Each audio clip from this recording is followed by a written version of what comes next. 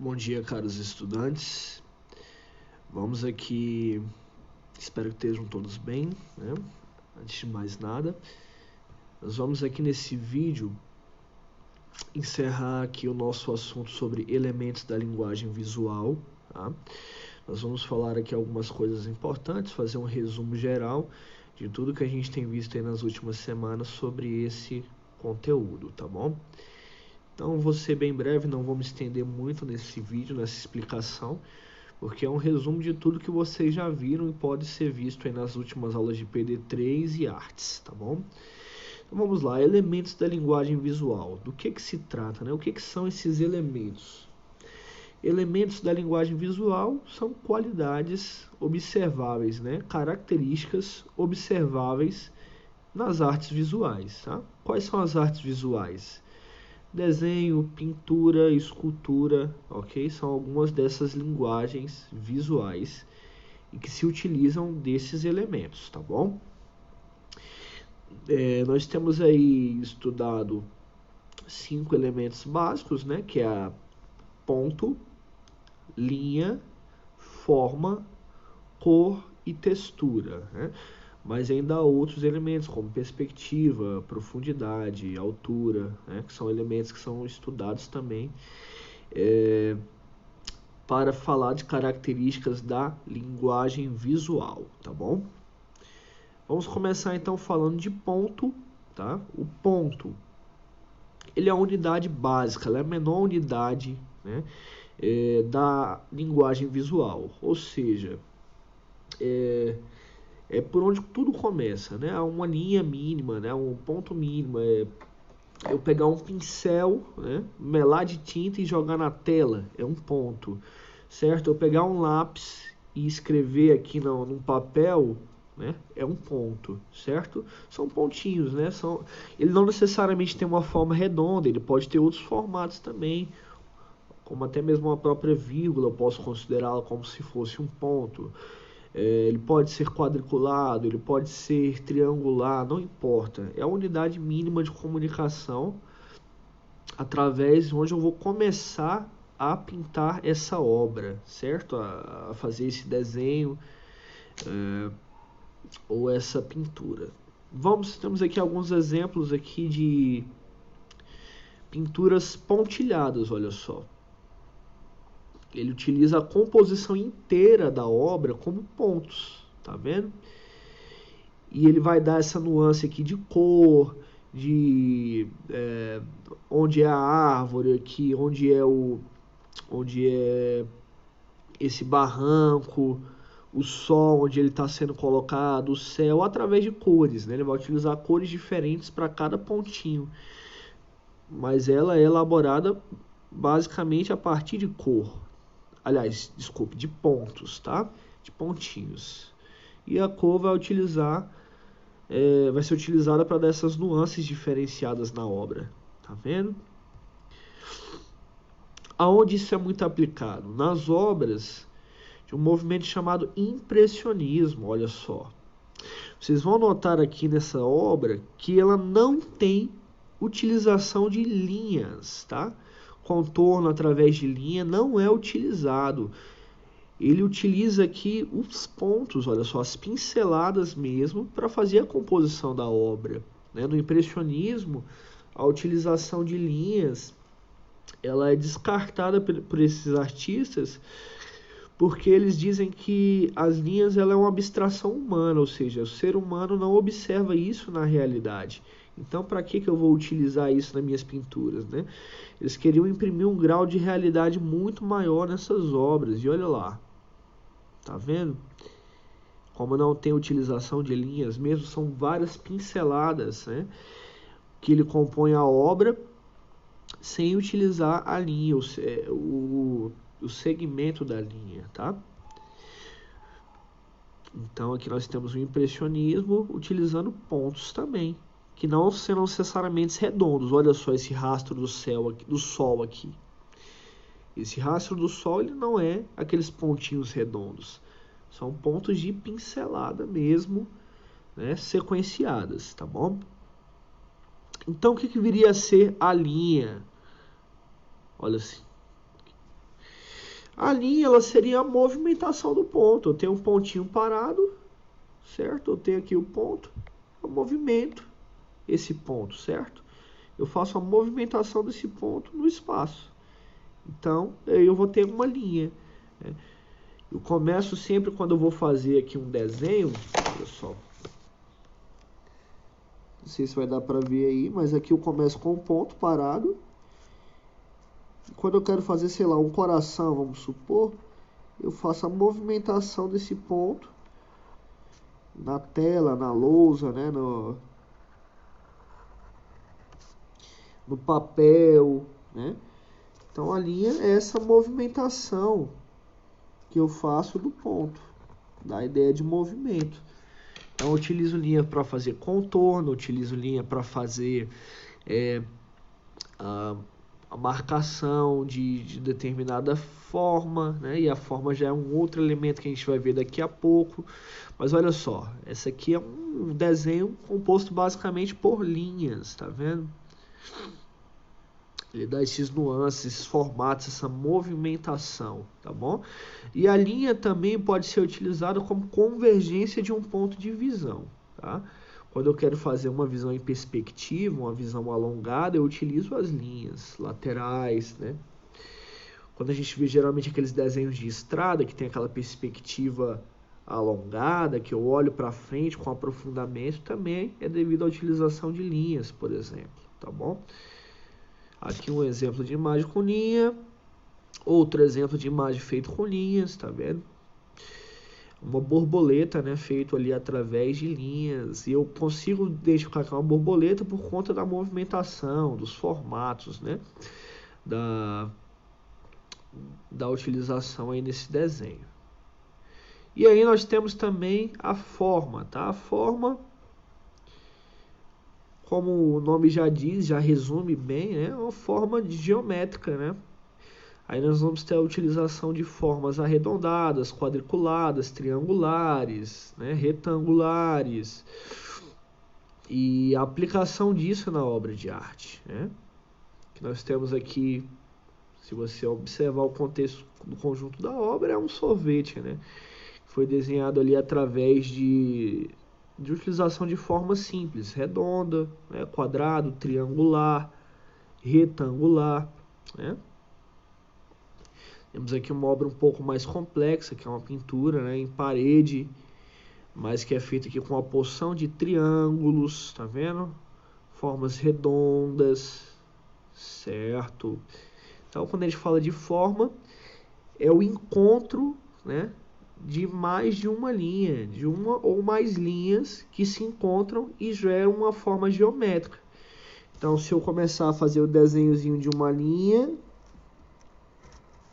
que vai se encontrar com outra linha, que vai se encontrar com outra linha, que vai se encontrar com outra linha, e formar, né, quando elas se encontram e acabam numa base, na mesma base do início, eu vou gerar uma forma. E aí pode ser triangular, pode ser redondo, pode ser retangular. Então, formas geométricas variadas, tá bom? Não necessariamente só formas geométricas, mas pode ser também outros tipos de forma. Por exemplo, aqui nessa asa dessa borboleta, a gente tem uma nuance de movimentação que eu não posso considerar que ela não é 100% redonda, ela não é um círculo, ela não é triangular, ela não é quadrada. Mas ela tem formas arredondadas, tem formas quadriculadas, tem formas triangulares, tem retas, tem curvas. Então, quando a gente fala de forma, a gente está falando, né, de formato, né? Não necessariamente só formas geométricas. Mais um desenho aqui, é uma pintura com base nas formas, né? Um desenho mais triangular. E aí nós temos aqui um dos mais complexos de entender, né, que seria a textura, né? O que seria a textura? A textura é uma imagem visual, certo? É um desenho pelo qual eu vou olhar a esse desenho e vou imaginar quais seriam as características táteis, né? Tato, vendo aquilo que a gente consegue sentir com o nosso órgão, que é a pele, né? A pele humana, tá? Então, características táteis seriam aquela característica que eu sentiria tocando aquele objeto, certo? Então, a textura, como por exemplo, se eu pegar esse pedacinho de tecido aqui, eu sei que ele é macio, né? Se eu pegar essa régua, por exemplo, eu sei que ela é dura, né? Uma régua dura, ela é um material frágil, né? Mas são características que eu só sei se eu tocar aquele objeto. Mas na textura da linguagem visual, ela propõe que eu imagine como seriam as características táteis desse objeto somente olhando, somente observando. Nós temos aqui alguns exemplos de textura, olha só. Essa textura aqui do meio que lembra uma madeira, certo? Essa outra textura aqui que lembra algo ondulado, como se fosse uma impressão digital, por exemplo, né? Essa textura aqui mais solta, uns fios mais soltos que lembra cabelo, por exemplo. Essa outra estrutura aqui mais rígida que lembra como se fosse algo também amadeirado. Então, a textura é isso. Eu olho para aquele objeto, eu imagino como seria a característica dele se eu tocasse nele, né? Se eu tocasse naquele objeto, né? naquela figura em questão. Mais exemplos de texturas, olha só. Essa aqui lembra aqueles pisos de ônibus, né? Veja só como a textura dela é mais junta, né? Você imagina se você estivesse tocando naquela imagem, você sentiria esses relevos, né, que ela produz aqui. Aí nós temos também um elemento que é fundamental, né? Por que eu digo que é fundamental? Você já imaginou como seria o mundo se você não enxergasse as cores, né? Como seria a emoção, né, ao você observar um pôr do sol na beira de uma praia, ou você olhar para o céu, ou você olhar ao redor na sua casa e você não enxergasse as cores, né? Então as cores, elas são dos elementos mais fundamentais da linguagem visual, porque através dela a gente também expressa a emoção, né, que você quer sentir ali naquela obra, tá? Então aqui nós temos aqui algumas cores que nós chamamos aqui de cores primárias. São as cores primárias das cores de pigmento, tá? Das cores que a gente encontra em tintas, né? Que a gente encontra facilmente em lápis de cor, tinta, né? E essas cores primárias são o azul, amarelo, mais o vermelho, tá? Que através dessas cores primas a gente gera todas as outras cores, né? Das paletas de cores possíveis. Então, através dessas três coresinhas aqui, azul, amarelo e vermelho, eu vou produzir uma infinidade de cores. É infinita a possibilidade, tá? Se a gente adicionar mais claro, mais escuro, vai sempre formando outras e outras e outras cores, tá? Temos aqui as cores secundárias, que são as cores formadas a partir da junção dessas cores primárias. Azul mais amarelo, verde. Amarelo mais vermelho, laranja. Vermelho mais azul, dá um roxo, certo? Então, eu adicionei para vocês também um conteúdo lá de cores luz e cor pigmento, numa aula de PD, mas vamos nos ater a esse tipo de cor aqui, tá? Essa cor material, essa cor pigmento que a gente utiliza, cores primas, tá? E aí nós vamos ter as cores quentes, que são as cores que nos lembram calor, né? As cores que nos lembram sol, dia ensolarado, claridade, tá bom? Então nós temos aqui amarelo, né? Variações de amarelo, variações de vermelho, variações de roxo, podem ser considerados cores quentes. Lembrando que isso aqui são só alguns exemplos, tá? A possibilidade é infinita, tá bom? Mas geralmente ela vai variar em tons de amarelo e vermelho. Aí vai ter laranjado, vai ter roxo, vai ter várias cores que vão lembrar essa cor quente, ok? E as cores frias, nós temos aqui alguns tons esverdeados, alguns tons de cinza, alguns tons azuis, olha só. Uma infinidade de possibilidades que a gente pode utilizar nas cores frias também, tá bom? E aí a gente pode, através dessas cores, né, gerar um significado diferente para cada obra, né? Como a gente viu aí alguns exercícios, um desenho pintado com cores quentes e um desenho pintado com cores frias, eles podem trazer sensações completamente diferentes para a obra. Então, para que servem esses elementos da linguagem visual? Né? Por que eu preciso conhecer isso? Para que eu posso utilizar isso? Né? A gente pode utilizar ela de duas formas. Primeiro, quando a gente for fazer uma crítica de uma obra de arte, por exemplo, a gente pode utilizar esses elementos para aprofundar um pouco mais o nosso senso crítico, a nossa argumentação, certo? Enquanto estudante de arte, a gente utiliza dessa forma. Enquanto artista, eu posso utilizar todos esses elementos para enriquecer ainda mais a minha obra de arte, né? Quanto mais esses elementos eu tiver misturado na minha obra de arte, mais rica ela é, ou seja, mais poderosa visualmente aquela obra vai ser, né? Vamos fazer aqui um estudo de algumas obras, por exemplo. Vamos fazer a apreciação e vamos tentar identificar esses elementos da linguagem visual nessas obras, ok? Nós temos aqui uma obra famosíssima do Leonardo da Vinci, que é a Mona Lisa. Olha só. Quais características eu consigo observar aqui na Mona Lisa? Vamos lá. Primeiro, ela é uma imagem mais predominante em pontos, linhas ou formas. Olha só. A gente vê aqui o formato de um rosto humano. Olha só, um rosto arredondado, os olhos arredondados, aquele sorrisinho dela, né? Que é famosíssimo aí no mundo das artes plásticas.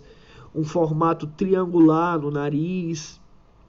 Aqui na parte do peitoral dela dorsal, uma forma mais quadriculada também, né?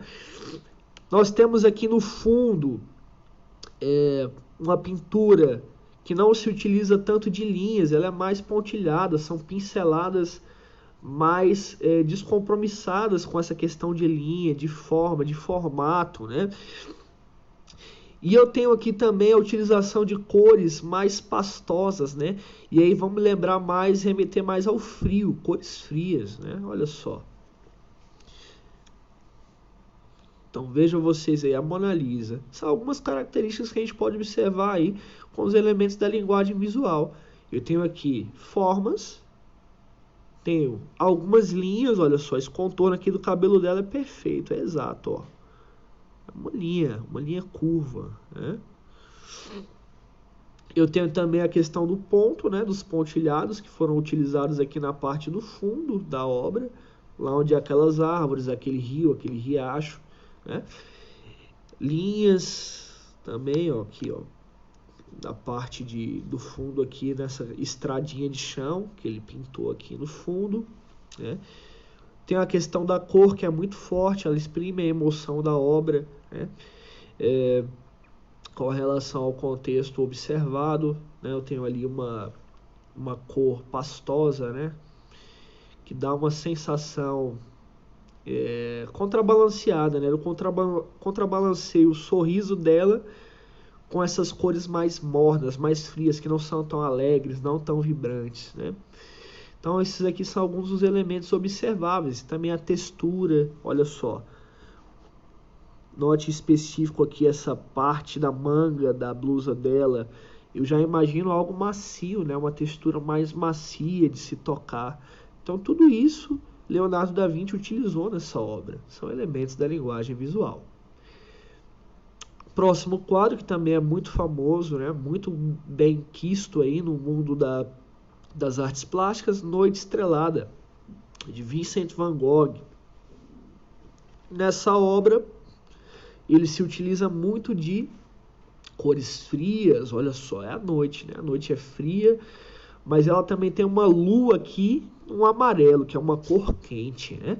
Ou seja, eles também brincam com essas contraposições de sensações, né? Por que eu não posso misturar uma cor fria com uma cor quente? É um elemento a se pensar também. Quando eu tenho um conhecimento amplo desses elementos da linguagem visual, eu posso começar a brincar com a mistura deles, né? Aqui nós temos aqui uma brincadeira que Van Gogh fez nessa obra, né? Brincadeira que a gente diz como eu posso explicar para vocês de forma mais efetiva? É uma estilística diferente, né, que ele aplicou nessa obra, né?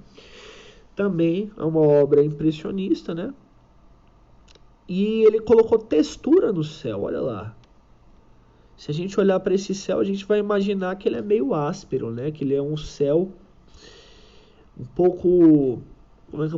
se a gente tocasse nele, a gente sentiria esses relevos do céu, né? Mas a gente sabe que o céu não é assim que funciona. As estrelas não é assim que a gente observa na vida real, mas ela é uma transliteração da realidade, ou seja, ele está utilizando aqui uma interpretação própria, né? As estrelas não é assim que se observa, esse não é o tamanho real delas, né? Mas ele brinca aqui com essas linguagens visuais, né? Temos aqui vários pontos, né? De formas diferentes, pinceladas, alguns contornos, algumas linhas, olha só, nesses morrinhos aqui que ele desenha, são linhas que ele está aplicando, olha lá. Então a gente nota aqui a predominância dos elementos da linguagem visual, linha, forma, olha só o formato triangular dessas casinhas aqui no fundo, ó. Forma e cor, ok? Então é um exercício para vocês fazerem, né? Tudo que vocês observarem a partir de hoje em dia. Quais são os elementos da linguagem visual que estão presentes nessa imagem que eu estou vendo, ok? Então, esse foi um grande resumo desse conteúdo passado nesse bimestre. Eu espero que vocês gostem do vídeo, que gerem aí algumas dúvidas, né? Vocês possam tirar e que possa ter sido esclarecedor aí com relação aos vídeos anteriores aplicados nessa aula de artes e elementos da linguagem visual. Então, espero que estejam todos bem, um grande abraço e até a próxima aula com o próximo conteúdo.